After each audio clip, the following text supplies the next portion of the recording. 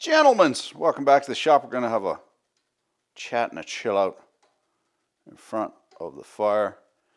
Pay no attention to the man behind the velvet curtain.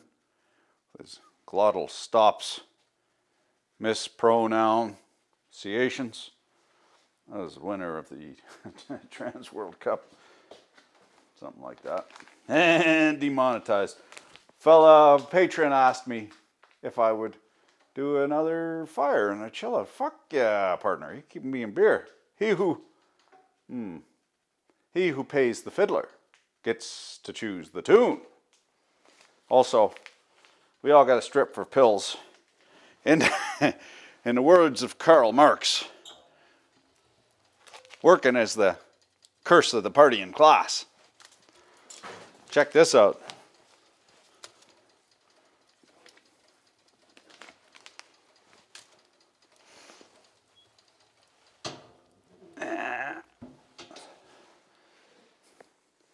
That ought to do. I'll go set the mood, put on a negligee. Not sure what you want me to ramble to you about, but I got a hankering for a spankering and Christmas, fresh Christmas 50 in my stocking.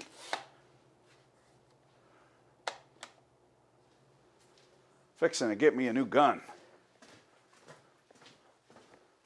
Now, why ever would someone want a pistol? What for?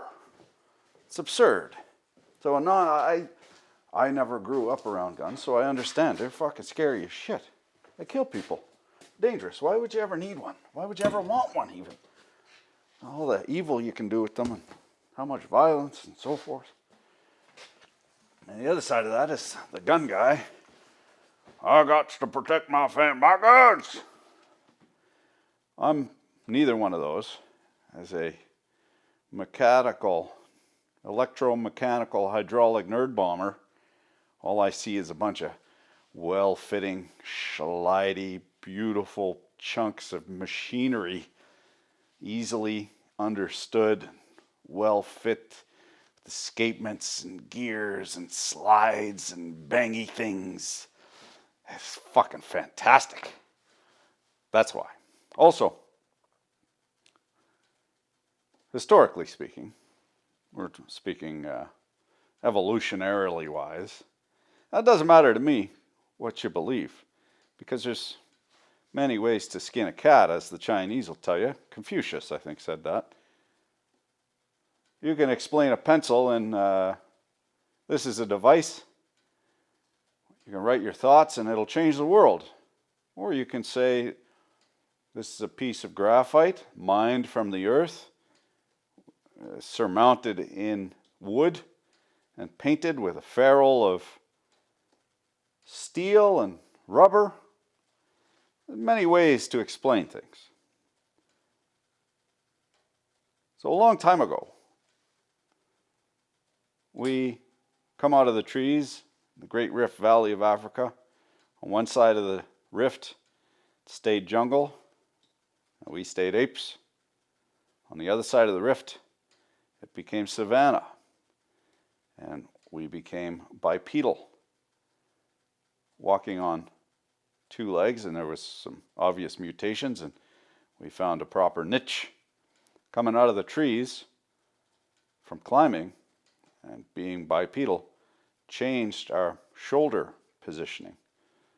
Instead of being strong, pulling straight up to climb, now we had some strength fore and aft, which allowed us to be able to throw things. And throwing, there's an argument to be made, is what makes us human. Now, there's many things that make us human, but one of the first things, in my opinion, makes sense, was being able to aim at a target and throw and enact your will at a distance. There's something magical about that, because very few other animals can do that, and none nearly as effective as humans. Deadly. Right fucking deadly at throwing things. So I kind of sad when children now grow up without rough tumble play, no wrestling with their papa because they ain't got a papa for whatever reason. They ain't got a dad. And some Karen on patrol is telling them not to throw rocks. Don't throw rocks. You'll poke your eye out, kid. Well, that's what makes us fucking human, is being able to sight a target, acquire a target, aim and throw and hit that target at a distance.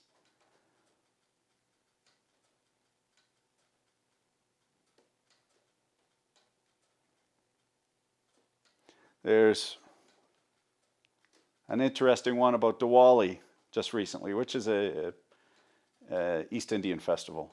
I believe it's Sikh, but it might be Hindu. I'm not quite sure. But Diwali is a big deal in India. And the children, especially the boys, save up their rupees all year to buy fireworks, pitals. And there's a very wise man, some might call enlightened, named Sadhguru. And he did a quick little blurb about, please don't take the fun out of Diwali for boys lighting fireworks. If you're worried about the environmental impact, maybe park your car and walk to work a few days, because these lads look forward to this all year. And it's a very simple joy. And it's a joy that also has some danger to it, which it makes it all the funner. Because they're really, when you think about it, it's not all that much fun unless something bad can happen.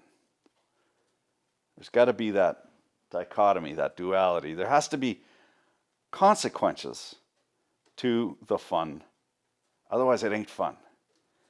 You're hucking yourself off a mountain. Why would that be? Well, to prove yourself. Also because it's dangerous. It puts you in the moment. It takes away your mind. You put your mind aside. Your mind is always looking into the future. Always, invariably, anxiety-ridden, looking into the future.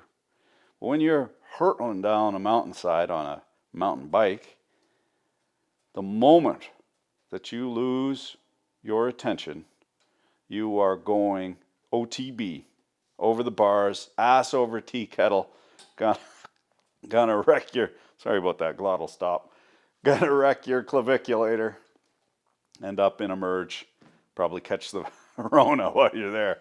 Son of a diddling thing. So,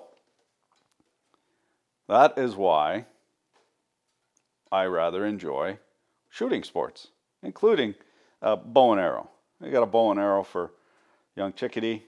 We'll be taking that out as soon as the frozen ice ball of Hoth defrosts.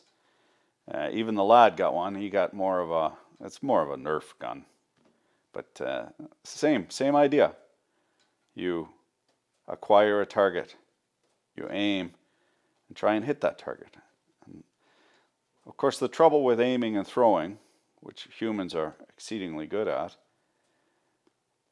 is that the more practice you have, the more you tend to hit your target. And so you see people in your life, coming in and out of your life, who are very negative.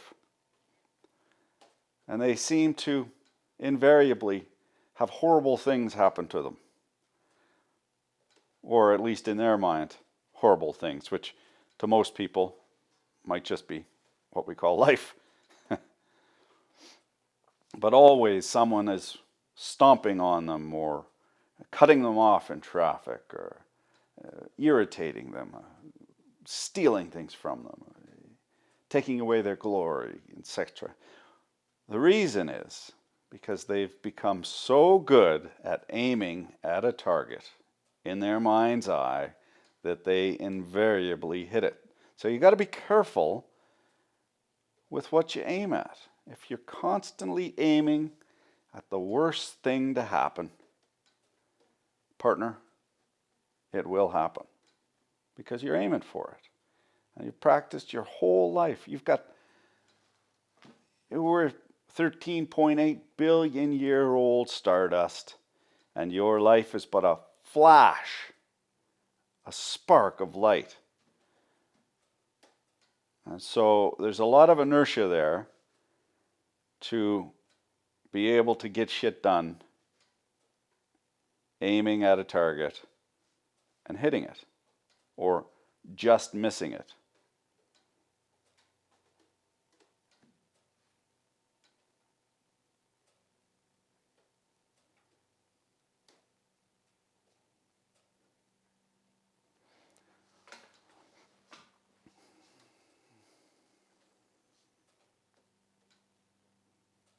I think in the media you see a lot that Americans are gun crazy.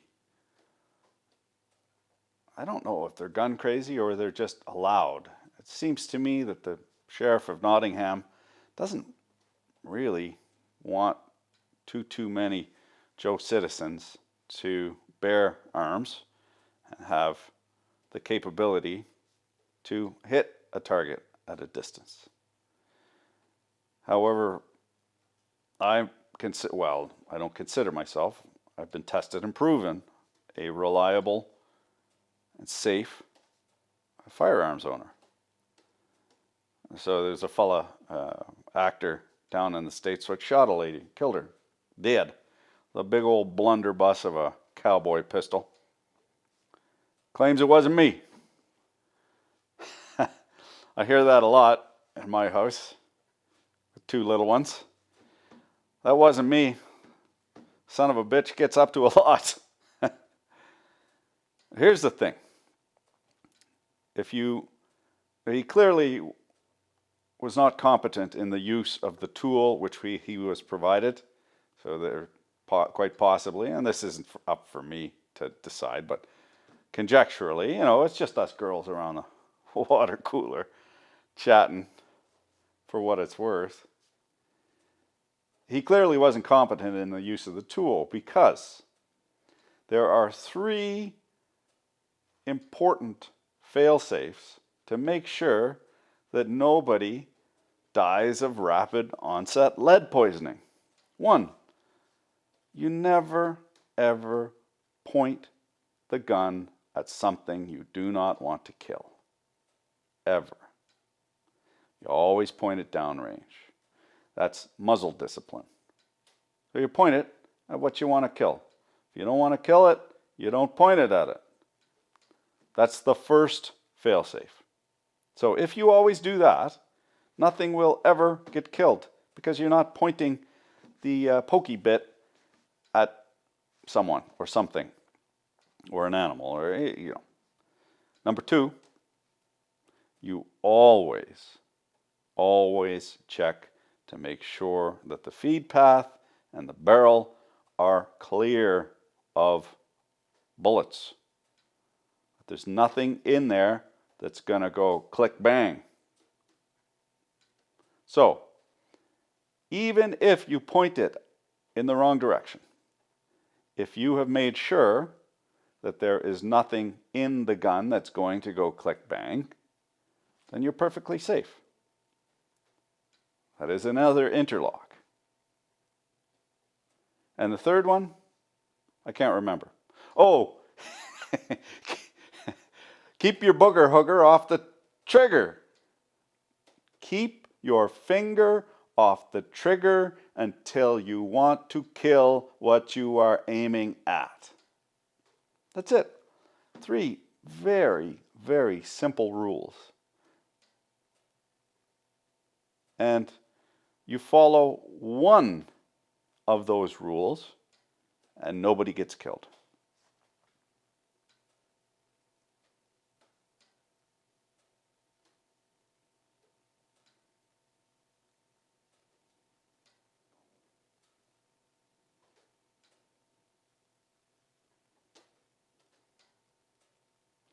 I think firearms make a very easy patsy as well. Someone we can blame for our societal woes. Something we can blame for our societal woes. And it's an easy target because it's an actual thing that quite possibly could be controlled. But there is evil in the world. But the evil is quite difficult to address because on a societal level, essentially you need to get rid of, or not get rid of, but train out sociopathic and narcissistic tendencies. Essentially, you need to grow empathy. And you see in societies where there's not a lot of empathy, or no, in other societies, for instance, who do not have firearms, like China, what you see are disillusioned young and old men, quite invariably men, get angry and feel they have been unfairly treated. They go dark. Things get dark, and they'll go to a school or a kindergarten, preferably of rich parents, and they'll go and chop a bunch of kids up. So now do we blame the axe? Do we blame the machete? Or do we blame the man? Do we blame the sick society who incentivized the breaking up of families and the hedonistic pursuits that break up families, the extended adolescence? There's an interesting thing I learned growing up, and I consider it to be true. You might not, and that's okay. You really are not a fully fledged man until you realize that there's something more important than yourself. And if you study people who do mass shootings, invariably they had a shitty fucking father. Invariably. We see that in Canada, the recent, well, not recent now, a couple years old, two young fellas. One of them, his father had taught him to hunt. He had a firearms acquisition license.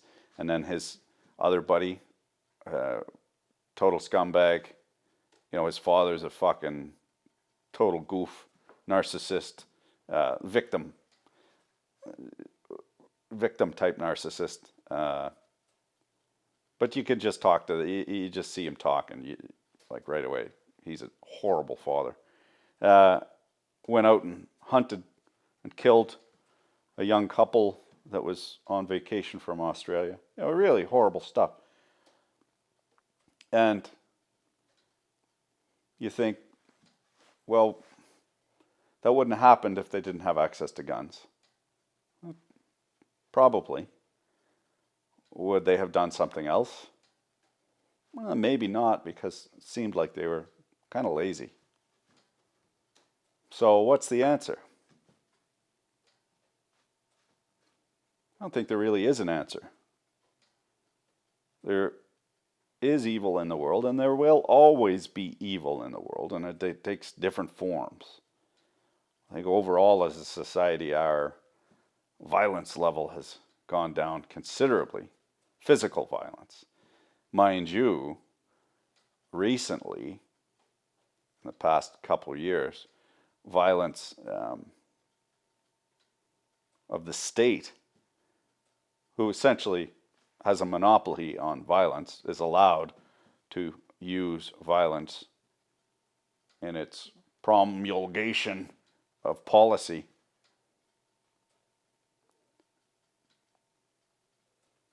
I think there's been an increase in violence recently, but mainly by the state on individuals.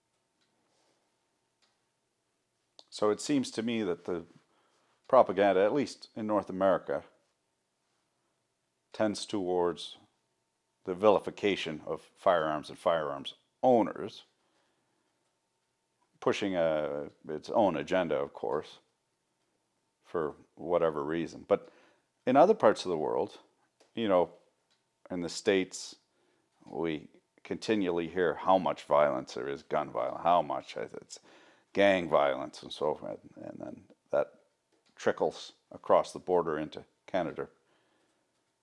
Of course, gang violence is gangsters who are doing illegal things anyway, and tends to be against each other, not against the general public.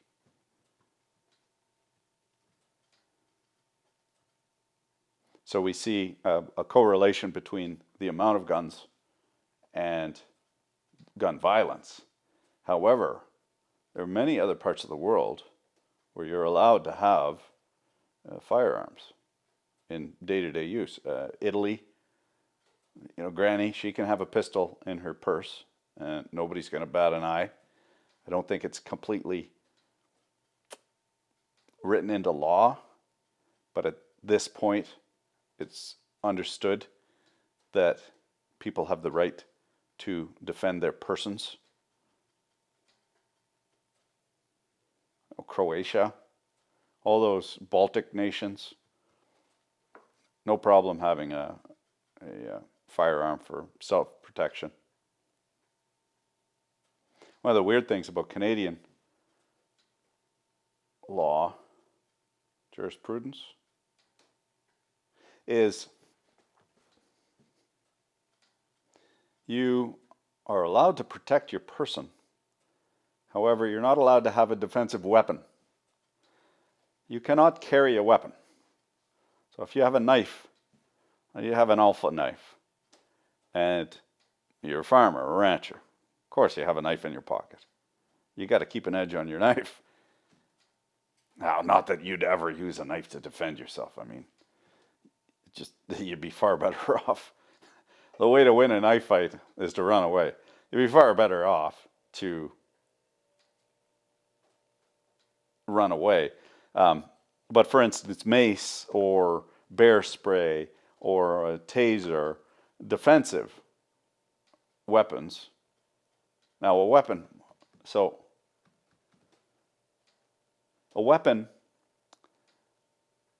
is an object with which you intend to do harm. So you could have chopsticks, you know, metal, those Korean metal chopsticks in your purse or your bag, and if you intend to use them to poke somebody's eye out, they are a weapon. They're not a utensil. Your butter knife, your butter and your bread, it's not a weapon, even though it's a knife, because you have no intent to harm anyone with it.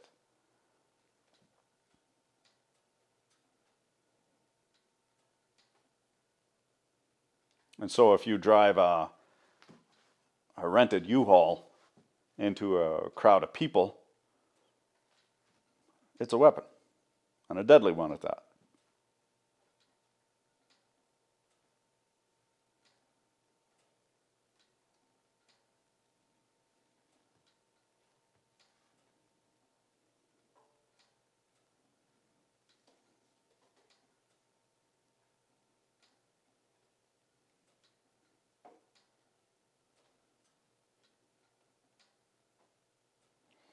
I think if we could get a handle on helping, especially young men, through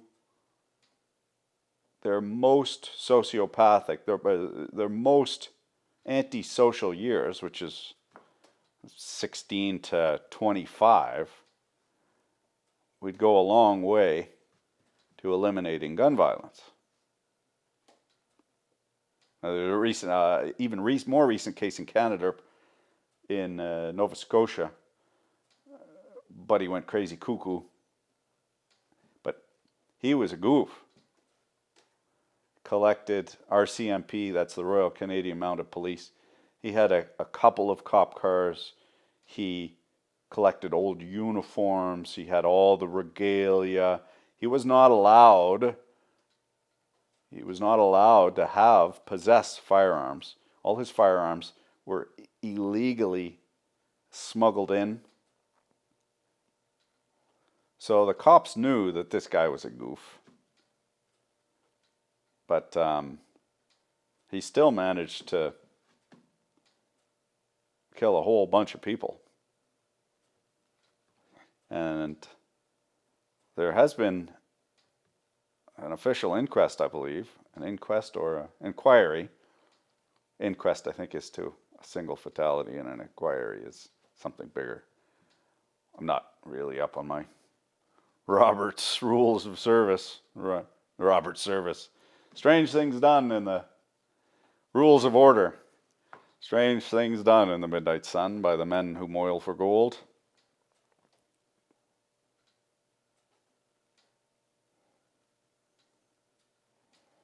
I think we put another log on there. What the hey, eh?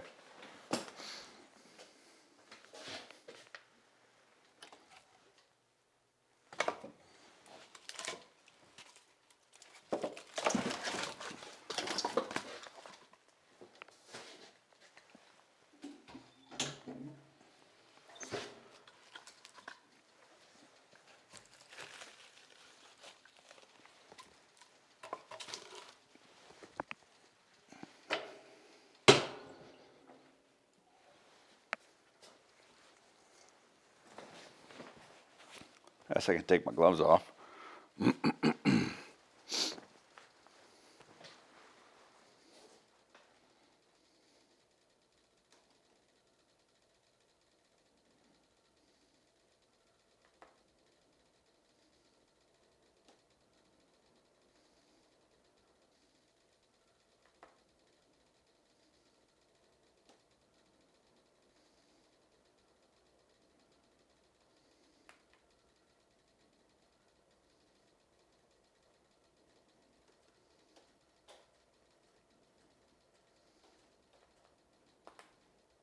Gaston Glock. Sure, you've heard the name before, even if you're not a gun guy, because you've watched movies. A Glock is a pistol.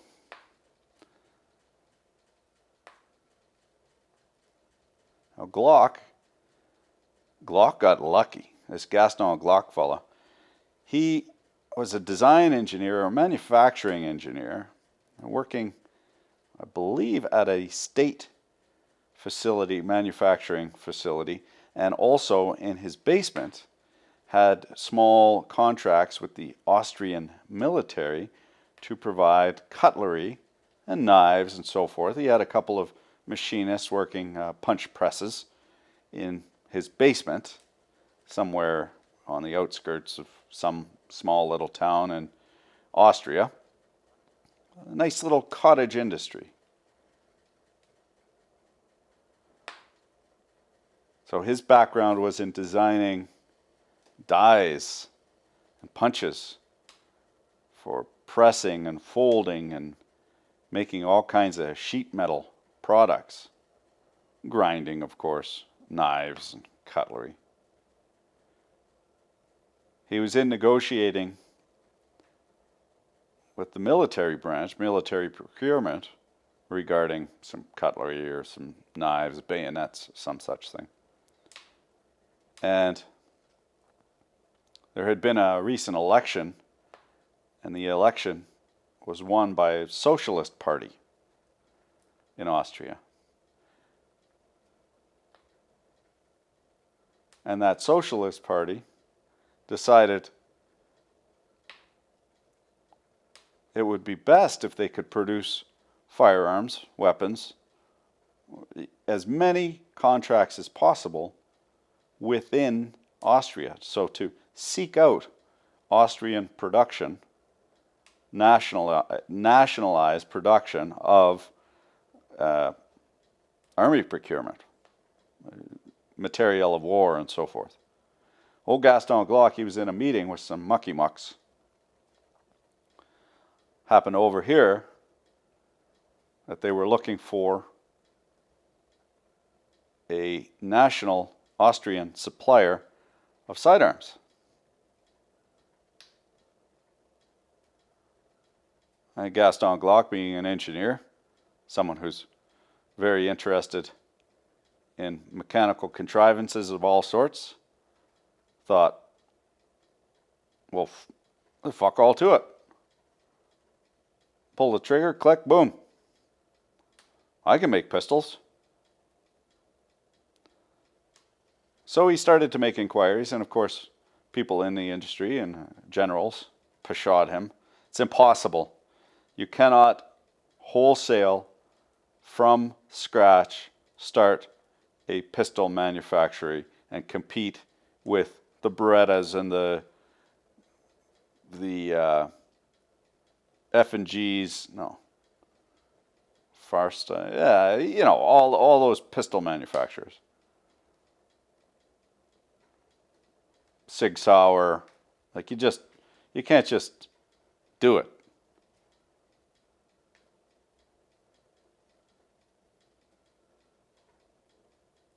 And in not so many words,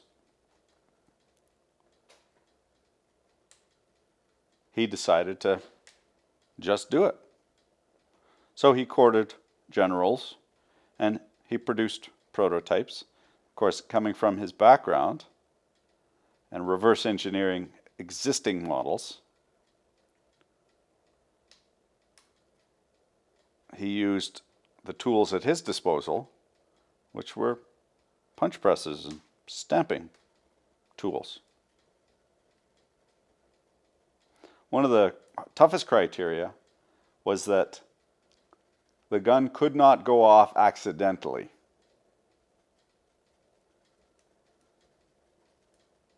So if you drop it, it will not go off. If you hook it, it will not go off. This is a military sidearm, mind you.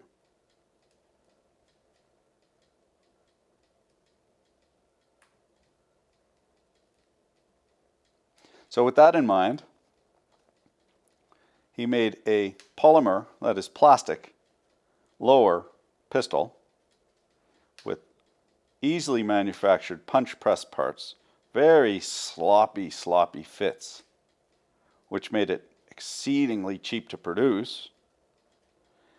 And he made it striker fired rather than hammer fired, so that the energy to detonate the primer in the round was provided by the impetus of a finger rather than a cocked hammer.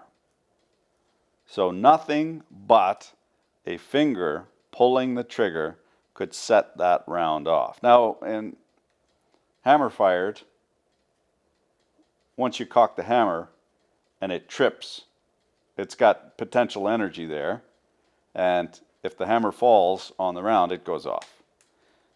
But in the striker fire, which makes actually for a much nicer trigger pull, because you can make it a lot crisper and you can make it so you don't have to put any energy into it, very, very little with your finger.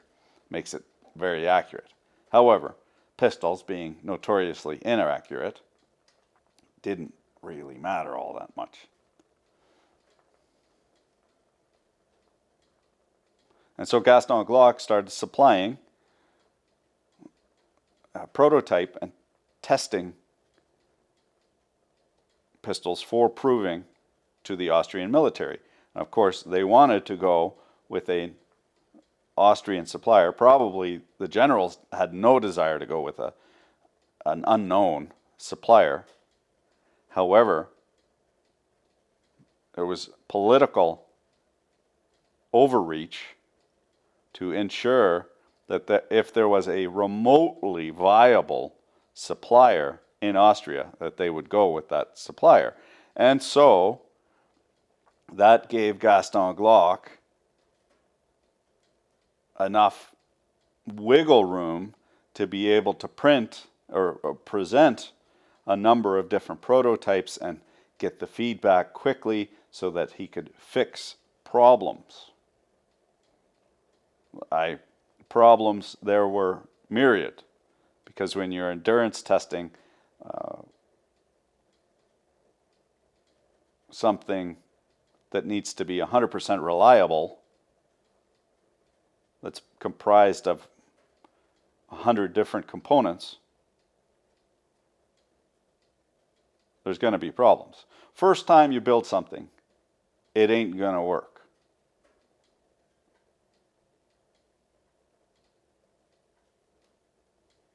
So the military had the large S in order to allow him some mistakes.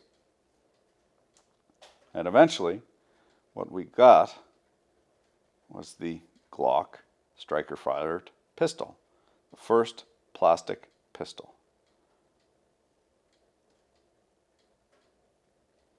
And it's really not a very good pistol at all. Doesn't feel nice, doesn't shoot nice, but it is cheap for what you get. It's cheap to manufacture. So Gaston, he parlayed his success with the Austrian military into overseas success. Now, who in their right mind is going to put their life on the line carrying a plastic pistol? That was the thinking of the day. And there was a firefight between some FBI agents with 6-shooters, little .38 specials, and I believe someone had a Mac-10 or might even have been a Glock. And they got their asses handed to them.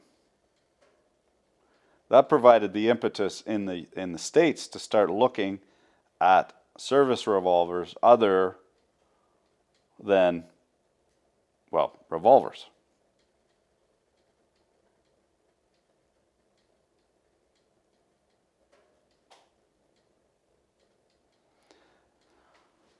Now, this story about Gaston Glock, it's also a fantastic story because it's not only manufacturing, but it's also marketing. He marketed this plastic gun as being able to go through airport security, which of course it couldn't. However, with security being lax, I'm sure you can get anything through. But he cultivated that bad, black, evil gun image, and the fact that you could have 15 rounds in the magazine as opposed to a conventional 6-shooter made this gun very desirable because it was the gun that you weren't allowed to have. They wanted to ban it outright. It was too dangerous. You could get it through airport security. It was too blacked out.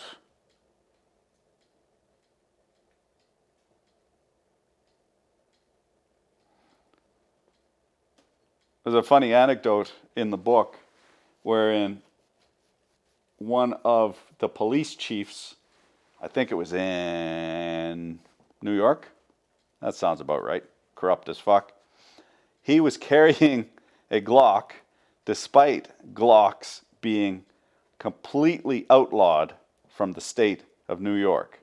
And what he said was that he was testing it.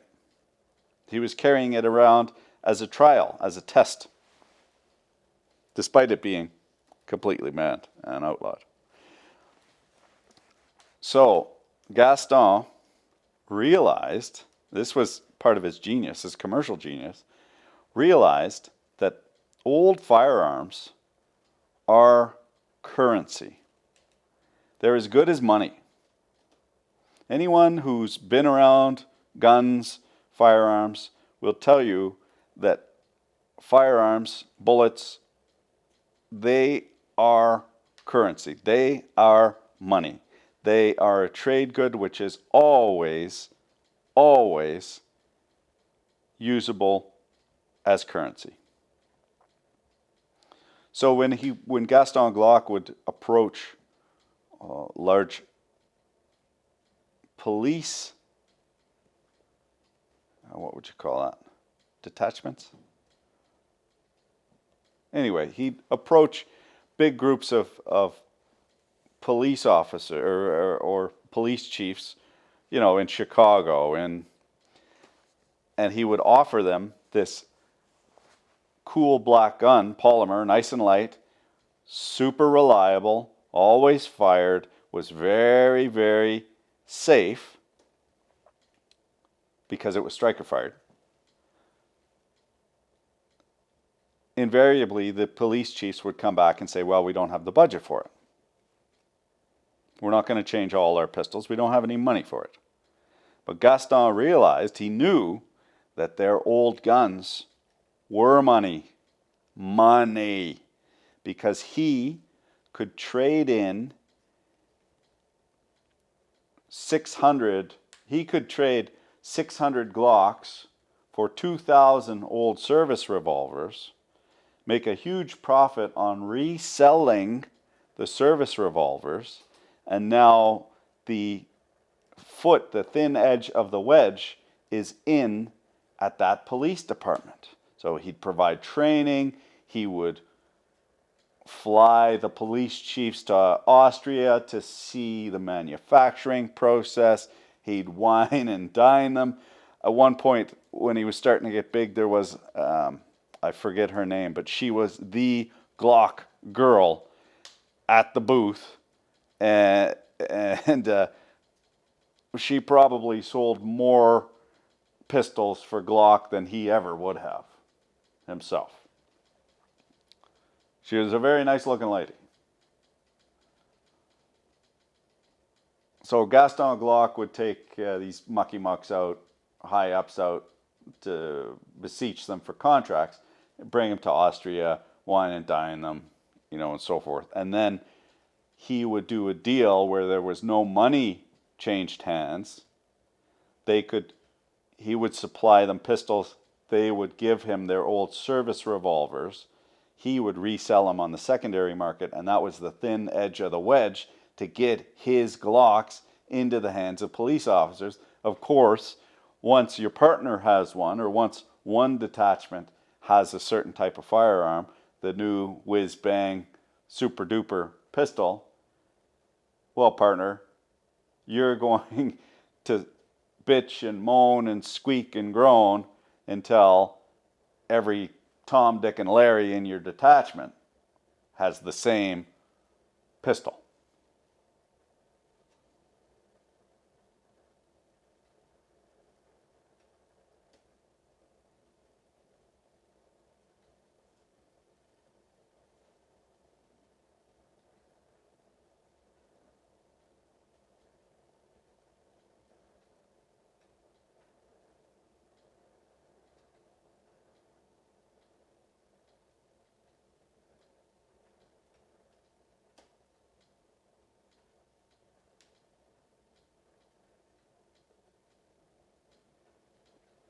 And I'm not aware of any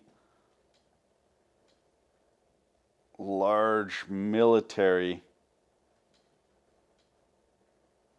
you know, any kind of country's military that uses Glock pistols as their sidearm, their service firearm for their MPs. Having shot a number of Glocks versus SIGs, they're expensive for what you get.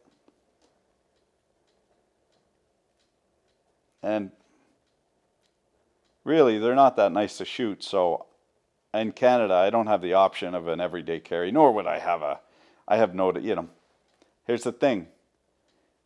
If you're looking for trouble, you're going to find it. In all of my years on this planet, I have never once, zero, that is, smile like a donut, have I ever needed a firearm to protect myself.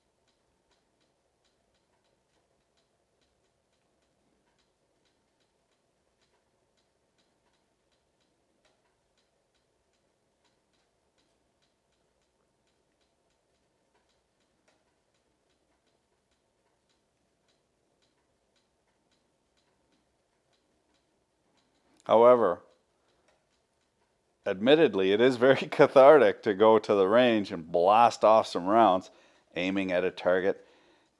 It's very challenging as well. People, you know, you grow up watching movies, playing video games, and it's not nearly as visceral as actually pulling the trigger and having something explode in your hand. Your reptilian brain wants to get the fuck away from that thing.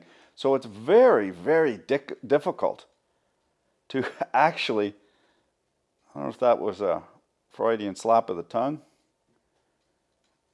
or if that log looks like a dick, but it's very, very difficult to actually hit a target, to learn how to turn off your reptilian brain and hold on to something that is exploding in your hand. It's loud, it's noisy, there's fire, there's a physical shock. There's the knowledge that this is a deadly, deadly weapon.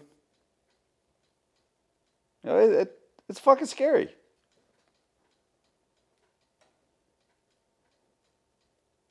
Again, part of the fun is because it's dangerous.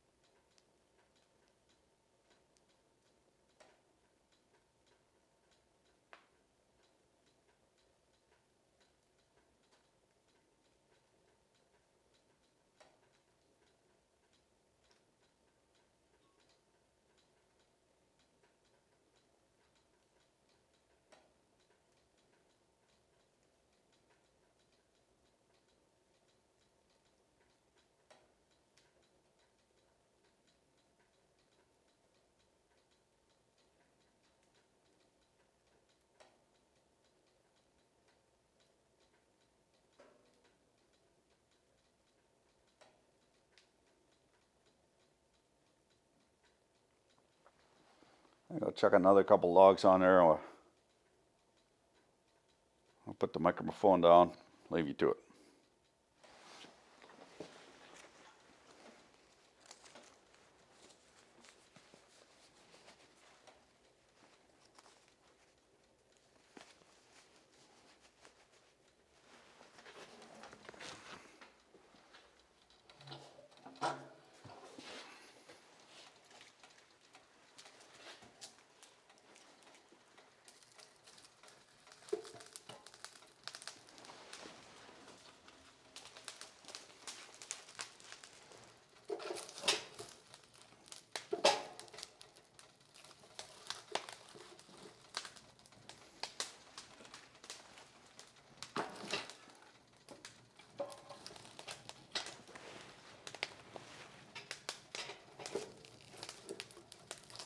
Oh, so close.